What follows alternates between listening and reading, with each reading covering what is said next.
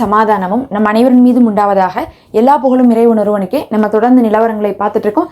இப்போ வந்திருக்கக்கூடிய சில முக்கியமான தகவலை பார்க்கலாம். இன்னைக்கு பார்த்தீங்கன்னா ரஷ்யாவுடைய அதிபர் புட்டின் அவர்கள் நேரடியாகவே கடுமையான ஒரு வார்னிங்கை அமெரிக்கா கொடுத்துருக்காங்க. தொடர்ந்து அவங்க பார்த்தீங்கன்னா ஈரானுக்கு ஆதரவு கொடுத்துட்டு இருக்கிறது நமக்கு தெரியும். ஒரு பக்கம் வடகொரியா, இன்னொரு பக்கம் சைனா, எல்லாருமே சேர்ந்துருக்காங்க. இதுவரையும் பார்த்தா ஈரான் தனிமையாக இருந்துட்டு இருந்த மாதிரி இருந்துச்சு. ஈரானுடைய ப்ராக்சிஸான அங்கே இருக்கக்கூடிய ஏமன் ஆகட்டும், அதுக்கப்புறம் பார்த்தீங்கன்னா லெபனானில் இருக்கக்கூடிய போராளி குழுக்கள் ஆகட்டும், அவங்களாம் தான் என்ன பண்ணிட்டு இருந்தாங்க, ஈரானுக்கு சப்போர்ட் பண்ணிட்டு இருந்தாங்க. என்னதான் சப்போர்ட் பண்ணாலும் அவங்களுக்கே ஈரான் தான் என்ன பண்ணுவாங்க, கமாண்ட் கொடுப்பாங்க, ஆயுதங்கள் கொடுப்பாங்க, அந்த மாதிரி தான் இருந்துச்சு. ஆனால் ரஷ்யா, சைனா, வடகொரியாவில் எப்படின்னா அவங்க எல்லாருமே ஒரு தனி நாடாக இருக்கிறனால அவங்களுடைய ஆதரவு அப்படிங்கிறது ஈரானுக்கு ரொம்ப முக்கியம். அதுலேயும் புசார் அப்படின்னு சொல்லக்கூடிய அணு உலை இப்போ ஈரானில் இருந்துட்டு இருக்கு. அந்த அணு உலையெல்லாம் ஒரு 30 வருஷமாகவே ரஷ்யாவுடைய அக்ரிமெண்ட்ல தான் என்ன பண்ணிட்டு இருக்காங்க. அது ரஷ்யாவுடைய அணு உலை தான், அது ஈரானில் வச்சிருக்காங்க. அதில் வரக்கூடிய அந்த மின் உற்பத்தியெல்லாம் என்ன பண்ணிப்பாங்கன்னா ஈரான் யூஸ் பண்ணிப்பாங்க. அதில் வரக்கூடிய எரிபொருள் எல்லாம் என்ன பண்ணிப்பாங்கன்னா ரஷ்யாவை யூஸ் பண்ணிப்பாங்க. இந்த மாதிரி ஒரு அக்ரிமெண்ட்ல தான் என்ன பண்ணியிருக்காங்க, ஈரானுக்குள்ள அந்த புஷர் அணு உலையை வச்சிருக்காங்க. அது போக அந்த புஷர் அணு உலையில இன்னும் 2 கட்டலான்னு சொல்லிட்டு இப்போது ரஷ்யா பிளான் பண்ணியிருக்காங்க, புஷர் 2, புஷர் 3ன்னு சொல்லிட்டு. ஆனால் அதுக்குள்ளதான் என்ன பண்ணியிருக்காங்க, இன்னைக்கு இஸ்ரேல் அந்த இடத்த நாங்கள் அட்டாக் பண்ண போறோம் அப்படிங்கிறத சொல்லியிருக்காங்க. இன்னைக்கு அதுக்கு தான் என்ன பண்ணியிருக்காங்க, ரஷ்யா கடுமையான வார்னிங் கொடுத்துருக்காங்க. அது எங்களுடைய பொறுப்பில் இருக்கக்கூடியது, அதனால எங்களுக்கு அது மேலே அக்கறை ஜாஸ்தியாக இருக்குன்னு இருக்காங்க. அப்படின்னா அதை நீங்கள் அடிக்கிறது எங்கள் இடத்துல எங்கள் பொருள் அடித்ததுக்கு சமம், அதை நீங்கள் அடிச்சிங்கன்னா நாங்கள் விட மாட்டோம்னு இருக்காங்க. அங்கே இருக்கக்கூடிய எந்த ஒரு அணு உலைகளையுமே அடிக்க வேண்டாம்னு சொல்லிட்டு தொடர்ச்சியாகவே ரஷ்யா சொல்கிறாங்க. அதுக்கு அவங்க கேட்குறாங்க, உங்களுக்கெல்லாம் நான்சென்ஸாக இல்லையா, நீங்களே கொஞ்சம் கூட புத்தியோட யோசிச்சு பார்க்க மாட்டீங்களா? ஆரம்பத்திலிருந்து இந்த விஷயத்தில் ட்ரம்ப் தான் என்ன பண்ணிட்டு இருக்காரு, தவறுதலாக காய் நகர்த்தி கொண்டிருக்காரு. முதல்ல ஈரானுக்கும் ட்ரம்ப்புக்கு நடுவில், அமெரிக்காவுக்கு நடுவில் பார்த்தீங்கன்னா ஒரு அக்ரிமெண்ட் இருந்துச்சு. அந்த அக்ரிமெண்ட்டை யார் முடிச்சாங்கன்னு பார்த்தா ஃபர்ஸ்ட் ட்ரம்ப் தான் முடிச்சாரு. போன தடவை ட்ரம்ப்புடைய ஆட்சி இருக்கும்போது என்ன பண்ணாரு, அவரு தான் ஒரு ஈகோ கிளாஷ்ல அடிச்சிருப்பாரு. அதுக்கப்புறம் பார்த்தீங்கன்னா சுலைமானி அவர்கள் இறந்திருப்பாங்க. அதோட தான் என்ன பண்ணிட்டாங்க, இந்த அணு ஆயுத உற்பத்தியில இருந்த அக்ரிமெண்ட்ல இருந்து ஈரான் வெளியே வரேன்னு சொல்லிட்டு அறிவிச்சிருந்தாங்க. அப்ப கூட ஐரோப்பிய நாடுகள் என்ன சொல்லுச்சுன்னா, இல்ல ட்ரம்ப் அதை முறியடிச்சாலும் சரி, நீங்க இன்னும் அந்த அக்ரிமெண்ட்ல தான் இருக்கீங்க, அதை ஃபாலோ பண்ணுங்கன்னு சொல்லிட்டு ஐரோப்பிய நாடுகளும் என்ன பண்ணிட்டு இருந்தாங்கன்னா வற்புறுத்திட்டு இருந்தாங்க.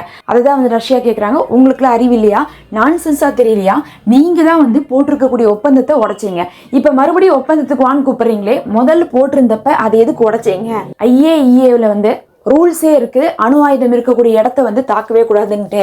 ஏற்கனவே பார்த்தா உக்ரைன்ல ஒரு சில வருடங்களுக்கு முன்னாடி அங்க இருக்கக்கூடிய செரோன்கி அப்படின்னு சொல்லக்கூடிய ஒரு அணு உலை மேல ஒரு விபத்து ஏற்பட்டுச்சு. அந்த விபத்தின் காரணமாக என்னாச்சுன்னா 3 லட்சம் மக்கள் அங்கே இறந்தாங்க. அதே மாதிரி இப்போ ஈரானில் எங்களுடைய அணு உலையத்தை நீங்கள் தாக்குனா அங்கேயும் பல லட்சம் மக்கள் இறப்பாங்க. அதுக்கப்புறம் நீங்கள் ஒரு பெரிய விலையை கொடுக்க வேண்டியது இருக்குன்னு சொல்லிட்டு இன்னைக்கு அமெரிக்காவை வார்ன் பண்ணியிருக்காங்க. தொடர்ந்து அவங்க என்ன சொல்கிறாங்கன்னா, எப்படி அணு ஆயுதம் ஒரு நாட்டின் மீது செய்வது தவறோ, அதே மாதிரி அணு உலை மேலே தாக்குதல் செய்தும் தவறு. ஏன்னா ரெண்டுமே ஒரே எஃபெக்டை தான் கொடுக்கும். நல்லா கவனிச்சா நமக்கே புரியும். ஒரு அணு ஆயுதத்தை கொண்டு போய் ஒரு நாட்டு மேலே போட்டு எப்படி ஹிரோஷிமா, நாகசக்கியை அமெரிக்கா அழிச்சாங்களோ அதே வேலையை தான் ஈரான்லையும் செய்யலான்னு பார்க்குறாங்க. ஆனால் அது எப்படி செய்யலான்னு பார்க்குறாங்கன்னா, அணு ஆயுதத்தை நாங்கள் கொண்டு போய் போட்டோன்னு சொன்னால் தானே எங்களை எல்லாரும் கெட்டவங்கன்னு சொல்லுவீங்க. நாங்கள் அணு ஆயுதம் இருக்கக்கூடிய இடத்து மேலே குண்டை போட்டு வந்துடுறோம். அந்த குண்டின் காரணமாக அந்த அணு ஆயுதம் என்ன ஆயிரும், அங்கே இருக்கக்கூடிய யுரேனியம்லாம் வெளியே வரும்போது என்ன ஆயிரும், எல்லாருக்குமே தீங்கு தான். அப்போ என்னதான் சொன்னாலும் நாங்கள் அணு ஆயுதம் போட்டோன்னு சொல்லிட்டு வராதுங்கிறத இப்போ அமெரிக்காவுடைய பிளானாக இருக்குது. அதை தான் ரஷ்யா சொல்கிறாங்க. ரூல்ஸ் பிரகாரம் அணு ஆயுதம் இருக்கக்கூடிய இடத்துல தாக்குறது கூட பார்த்தா அணு ஆயுத தாக்குதலே பண்ணதுக்கு சமம். அதை நீங்கள் பண்ணவே கூடாது, பண்ணிங்கன்னா உங்களுக்கு தான் ஒரு பெரும் இழப்பு இருக்கும் அப்படின்னு சொல்லியிருக்காங்க. சொன்னது மட்டும் இல்லாமல் நாங்கள் நேரடியாக களத்துக்கு கூட வர்றதுக்கு தயாராக இருக்கோம், நீங்கள் நேரடியாக வரும்போது அமெரிக்கா நேரடியாக வந்தால் ரஷ்யாவும் வருவதாக சொல்லியிருக்காங்க. இன்னொரு பக்கம் பார்த்தீங்கன்னா சைனா, அதுதான் ரொம்ப முக்கியம். சைனாவுக்கும் அமெரிக்காவுக்கும் கொஞ்சம் நாளாகவே ஆகிறதே கிடையாது. சும்மா டேக்ஸை போட்டு தள்ளிட்டு இருக்காரு அமெரிக்காவிலேருந்து சைனாவுக்கு 2 மடங்கு 3 மடங்கெல்லாம் பார்த்தீங்கன்னா டேக்ஸ் போயிட்டு இருக்கு. அதனால சைனா என்ன பண்ணிட்டு இருக்காங்க, அமெரிக்கா மேலே பெரும் கடுப்பில் தான் இருந்துட்டு இருக்காங்க. ரஷ்யாவுக்கு ஏற்கனவே அங்கே போர் இருக்கு, உக்ரைனோட சண்டை போட்டுட்டு இருக்கிறனால முழுசாக ரஷ்யாவால் ஈடுபட முடியாதுங்கிறனால சைனா இந்த தடவை என்ன பண்ணியிருக்காங்க, ஜாயின் ஆயிருக்காங்க. நிறைய அக்ரிமெண்ட்லாம் பார்த்தீங்கன்னா ஈரானுக்கும் சைனாவுக்கும் நடுவில் போயிட்டு இருக்கு. அதில் பார்த்தீங்கன்னா ட்ரெயினே என்ன பண்ணிட்டாங்க, சைனா டு ஈரான் விட்டுருக்காங்க. அது போக இப்போ ரோட் ரூட்டையும் என்ன பண்ணிட்டு இருக்காங்க, செஞ்சுட்டு இருக்காங்க. இதையும் வந்து கெடுக்கிறதுக்காக என்ன பண்ணுறாங்க, அமெரிக்கா பிளான் பண்ணிட்டு இருக்காங்க. இப்போ அந்த இடத்துல வெறும் ஈரானை மட்டும் தாக்கல, ஈரானோட இருக்கக்கூடிய ரஷ்யாவுடைய நிலையங்கள், ரஷ்யாவோடு தொடர்பு இருக்கக்கூடிய விஷயங்கள், அதே மாதிரி சைனாவுக்கும் ஈரானுக்கும் தொடர்பு இருக்கக்கூடிய விஷயங்கள் எல்லாத்தையுமே பிளான் பண்ணி ஒட்டுமொத்தமாக இவங்க எல்லாத்தையுமே வந்து என்ன பண்ணிடலாம், நம்ம கண்ட்ரோல் பண்ணிடலாம்னு நினச்சி தான் அமெரிக்கா வந்து இறங்குறாங்க. ஆனால் சைனா இன்னைக்கு கூட என்ன பண்ணியிருக்காங்க, அவங்களுடைய கார்கோ ஷிப்பெல்லாம் அமுச்சு விட்ருக்காங்க. இன்னைக்கு கூட வந்து பார்த்தா சைனா வந்து போர் கப்பலை அனுப்பியிருக்காங்க. ஏற்கனவே வந்து பார்த்தீங்கன்னா கார்கோ ஷிப் வந்துச்சு, அதில் வந்து பார்த்தா வான் தடுப்பு சாதனங்கள்லாம் வந்துச்சு. இன்னும் போருக்கு தேவையான ஆயுதங்களுக்கு தேவையான எரிபொருட்கள்னு சொல்லிட்டு எல்லாமே சைனாலேருந்து வந்துச்சு. இன்றைக்கி வந்து பார்க்கும்போது பார்த்தீங்கன்னா மேலதிகமாக ஒரு 3 விமானங்கள் வேற வந்து இறங்கியிருக்கு. அதுக்குள்ளேருந்து என்ன இறங்குச்சுன்னு தெரியாது.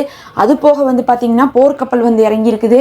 அப்புறம் இராணுவ கப்பல் வருது, இராணுவ விமானங்கள்லாம் வருதுன்னா சைனா எந்த அளவுக்கு வந்து அமெரிக்காவை எதிர்த்து ஈரானுக்கு சப்போர்ட் பண்ணுறாங்கன்னு நம்ம தெரிஞ்சுக்கலாம். இதுதான் சான்ஸ்ன்னு சொல்லிட்டு சைனாவும் என்ன பண்ணுறாங்க, ஒரு பக்கம் நேரடியாக வந்து அமெரிக்காட்ட சண்டை போட முடியாட்டினாலும் மறைமுகமாக ஈரானை வச்சே சண்டை போடுறதுக்கான எல்லா வேலையுமே வந்து செஞ்சுட்டு இருக்காங்க. இதில் வந்து பார்த்திங்கன்னா வடகொரியாவுக்கு நலகாலத்திலே வந்து அமெரிக்கா ஆகாது. அதில் வந்து பார்க்கும்போது ஈரானோடு நல்ல ஒரு ரிலேஷன்ஷிப்லாம் அவங்க வச்சுருக்காங்க.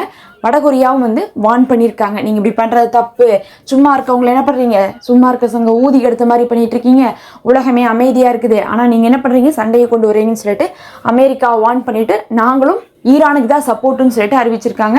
அப்படி பார்க்கும்போது வந்து முக்கியமான ஆட்கள் இவங்கெல்லாம் வந்து அமெரிக்காவுக்கு, அங்கே இருக்கக்கூடிய ஐரோப்பிய நாடுகளுக்கெல்லாம் வந்து குடைச்சலாக இருப்பாங்க. அப்படிப்பட்ட குடைச்சலாக இருக்கக்கூடிய ஆட்கள் எல்லாருமே இப்போ ஈரானுக்கு பின்னாடி ஒன்று திரண்டிருக்காங்க. நிறைய ஆயுதங்கள் போயிட்டுருக்குது, வான் தடுப்பு சாதனங்கள் போயிட்டுருக்கு, எரிபொருட்கள் போயிட்டுருக்கு, நிறைய ஒப்பந்தங்கள் இருந்துகிட்ருக்கு. ரஷ்யாவுடைய இராணுவத்தை சேர்ந்தவங்க என்ன பண்ணிட்டு இருக்காங்கன்னா ஈரானுக்குள்ளே வந்து பார்த்திங்கன்னா அவங்கவுங்களுடைய நிலையங்களில் வேலை செஞ்சுட்ருக்காங்க. அதே மாதிரி சைனாவுக்கும் ஈரானுக்கு நடுவில் ரோடு போடுறதுனால அந்த ரோட்டுக்காக வந்து பார்த்திங்கன்னா ஒரு 5000 ஊழியர்களை சைனாவிலிருந்து என்ன பண்ணியிருக்காங்க, ஈரானுக்கு வந்து அனுப்பி வச்சுருக்காங்க. இந்த மாதிரிலாம் பார்க்கும்போது இவங்களுக்குள்ளே வந்து பெரிய ஒரு தொடர்பு இருக்கிறதுனால இவங்க நேரடியாகவே சண்டைக்கு வருவோம் அப்படிங்கிறத வந்து அறிவிச்சிருக்காங்க. எப்போ அமெரிக்கா உள்ளே வராங்களோ இவங்கெல்லாம் வர்றதுக்கான எல்லா வேலையும் பார்ப்பாங்க. நேரடியாக சண்டை போடாட்டினாலும் கூட இவங்க என்ன பண்ணுவாங்கன்னா ஈரானுக்கு தேவையான எல்லாத்தையுமே கொடுக்க ஆரம்பிச்சிருவாங்க. இதுக்கு முன்னாடி கூட வந்து பார்த்திங்கன்னா சைனா என்ன பண்ணாங்க, நோட் பண்ணி அவங்க தான் தகவல் தராங்கன்னு சொல்லிட்டு அமெரிக்காவே குற்றச்சாட்டை முன் வச்சாங்க. சைனாவுடைய சேட்டலைட்லேருந்து தகவல் எடுத்து அமெரிக்காவுடைய போர்க்கப்பல் எங்கே இருக்குது அப்படிங்கிறதை துல்லியமாக வந்து ஈரானுக்கு கொடுத்தாங்க. ஈரான் என்ன பண்ணாங்க, அதை ஏமனுக்கு கொடுத்தாங்க. ஏமன் என்ன பண்ணாங்க, கப்பலை போட்டு மிதிச்சாங்க. அதுக்கப்புறம் அந்த கப்பல் பார்த்திங்கன்னா அடி வாங்கிட்டு போன கப்பல் இப்போ தான் வந்து என்ன பண்ணிட்டு இருக்காங்க, மறுபடியும் போர் கப்பல் தேவைப்படுதுன்னு சொல்லிட்டு அமெரிக்கா அங்கங்கே கொண்டு வந்து நிறுத்திட்டு இருக்காங்க. இதெல்லாம் இல்லாமல் இன்னைக்கு எல்லா ஏர்பேஸ்லையும் காலி பண்ணி வச்சுருக்காங்க. நம்ம நேற்று கத்தார் ஏர்பேஸ் பற்றி தான் சொல்லிட்டு இருந்தோம். ஆனால் இன்னைக்கு பார்த்தீங்கன்னா மத்திய கிழக்கில் நிறைய இடத்துல வந்து என்ன பண்ணியிருக்காங்கன்னா அமெரிக்கா ராணுவம் அவங்களுடைய விமானங்களெல்லாம் எடுத்துகிட்டு போயிட்டாங்க. எதுக்காக இவங்க எடுத்துகிட்டு போகிறாங்கன்னு பார்த்தா அங்கிருந்து எடுத்துகிட்டு போய் இந்தியன் ஓசனை தாண்டி வந்து கொண்டு போய் நிறுத்துறாங்க. அங்கிருந்து தான் அட்டாக் பண்ணுறதுக்கான பிளான் போடுறாங்க. இந்த பக்கத்தால இருந்து நம்ம தாக்கணும்னா கண்டிப்பாக வான் தடுப்பு சாதனங்களெல்லாம் வச்சு நம்மளால தடுக்க முடியாது. அதுக்கு பதிலாக நம்ம தூரமாக போய் தாக்குதலை செஞ்சுட்டு வந்து சேஃபாக இருக்கலாம்னு சொல்லிட்டு அமெரிக்கா இப்படி ஒரு பிளானை போட்டிருக்காங்க. அவங்கள்ட்ட எத்தனையோ வான் தடுப்புகள் இருந்து கூட காப்பாற்றப்பட முடியல. அதனால ரொம்ப தூரமாக இருந்தால் நம்மளுடைய இராணுவத்துக்கு சேஃபு அப்படிங்கிறனால அமெரிக்கா இப்போ என்ன பண்ணியிருக்காங்க, அநேகமாக மத்திய கிழக்கில் இருக்கக்கூடிய எந்த ஒரு நாட்டையும் பயன்படுத்தாம நீண்ட தூரம் தள்ளி தான் வந்து என்ன பண்றாங்க, அவங்களுக்குன்னு ஒரு தீவு இருக்குது, அந்த தீவுல இருந்து தான் தாக்குதல் பண்ண போறதாக ஒரு பிளான் போயிட்டு இருக்குது. ரஷ்யா, வடகொரியா, சைனாலாம் வந்ததுனால இஸ்ரேலுக்கும் அமெரிக்காவுக்கும் வந்து ஒரு பேரதிர்ச்சியாகத்தான் இருந்துட்டு இருக்கு. இதெல்லாம் தான் முக்கியமான செய்திகள். நம்ம அடுத்த காணொலியில பார்க்கலாம்.